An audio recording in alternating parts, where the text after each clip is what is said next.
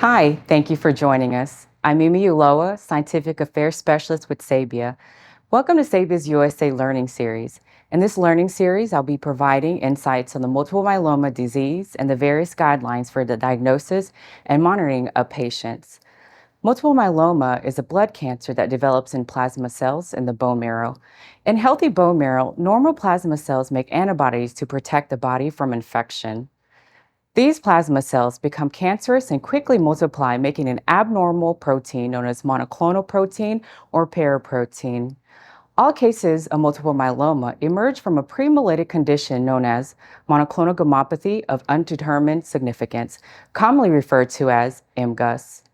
Once a clinical suspicion has been confirmed as an MGUS, it may progress to another asymptomatic but more advanced prehemolytic stage known as smoldering multiple myeloma. Smoldering multiple myeloma has higher concentration of monoclonal protein and more plasma cells in bone marrow in comparison to MGUS. In many cases, a patient will progress to the symptomatic stage of the disease within 2 years, where they will be then diagnosed with active multiple myeloma. Multiple myeloma is the second most common blood cancer after non-Hodgkin's lymphoma. It represents approximately 1% of all cancers and 2% of all cancer deaths.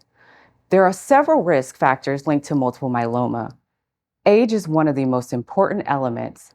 People ranging in age from 65 to 74 years old are at the highest risk of being diagnosed with this chronic disease. The second greatest risk factor is race. Statistics show individuals from an African descent are twice as likely to be diagnosed. In addition, men are 1.14 times more likely than women to be affected by multiple myeloma. Recent data has shown that 1 in 132 people will be diagnosed with this type of blood cancer, and worldwide, there's an estimated 160,000 new cases each year.